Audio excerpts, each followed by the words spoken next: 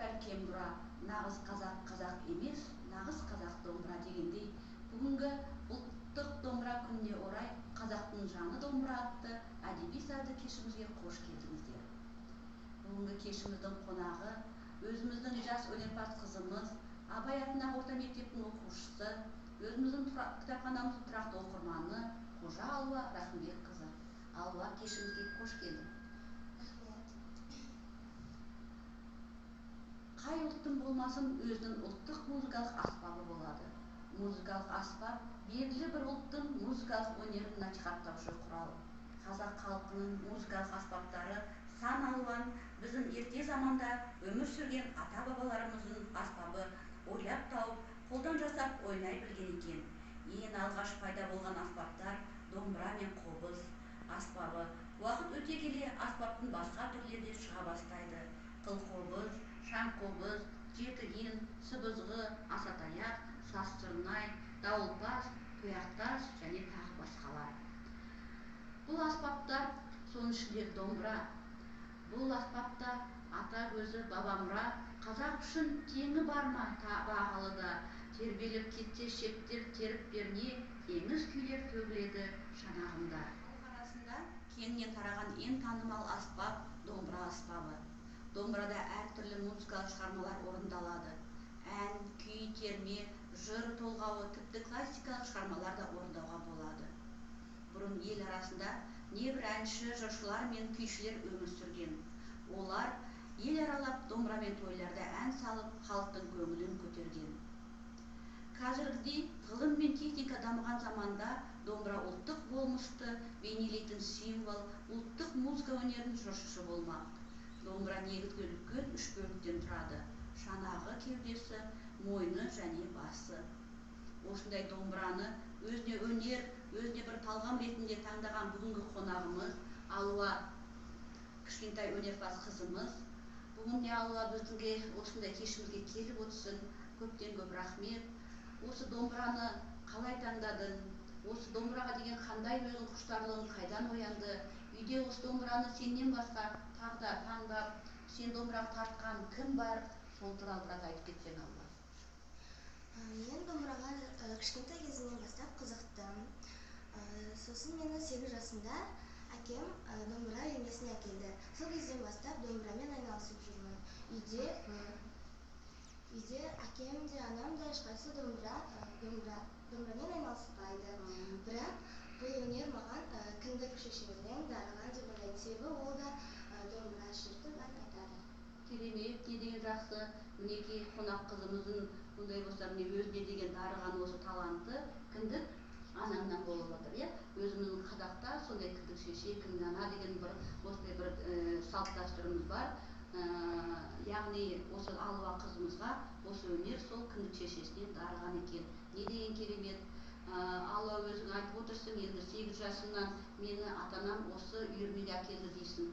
Өзіміздің осы Көктал ауылдық мәдениет үйінің қасынан ашылған домбыра үйірмесі бар.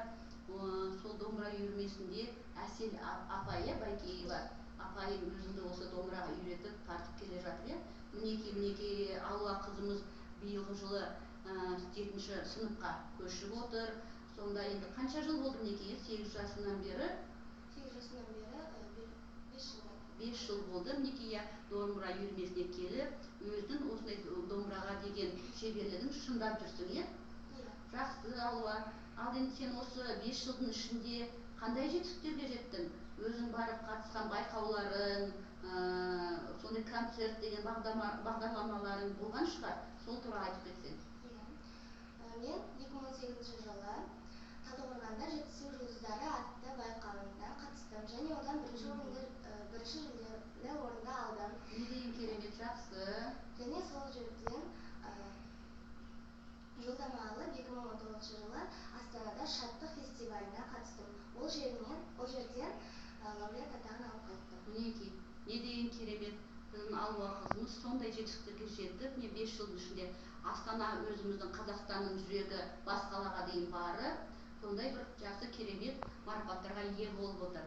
Ал ондай болса, Алуа, сол жетістіктерінен, сол өзіңнің осы 5 жылда жинақтаған біраз тәжірибелі дейді ғой, осы домбыра шерту өнерінен біраз бізбен бөлісіп, бүгінгі сенен осы қонақ ретінде қолқа бір әдемі бір күйіңді орындап берсең. Жақсы, мен Нұрғиса Тілендиевтің ата туған күйін орындап берейін.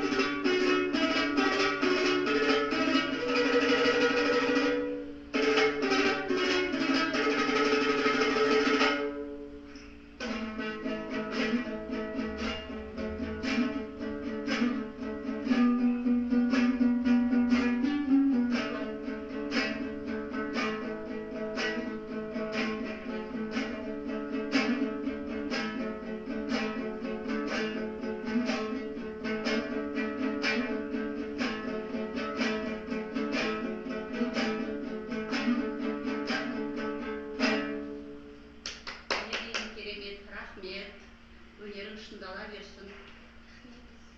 Екі шеттің бірін қатты, бірін сәл-сәл кембіра. Қазақ нағыз қазақ емес, қазақ нағыз домбыра дегендей, мінекей жас қызымыз, өзіміздің мінекей тұрақты оқырманымыз Алуаның осындай керемет өнерін тамашалап отырмыз.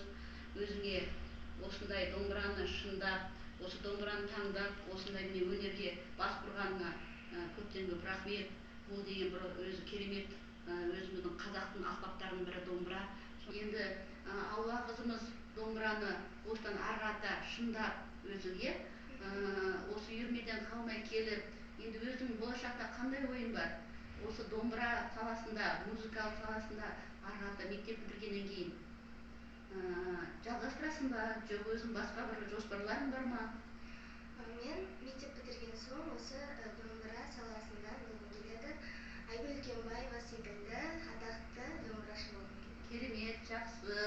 Жастарымыз, жасөспірімдеріміз осындай міне Қазақстанның болашағы дегендей, осындай міне армандарға жету деген бір ол ғанибет, арманың орындалсын, сондай бір жақсы күйші, музыкант болуына тілектеспіз. Құрметті көрермендер, баршаңызды домбыра күнімен құттықтаймын.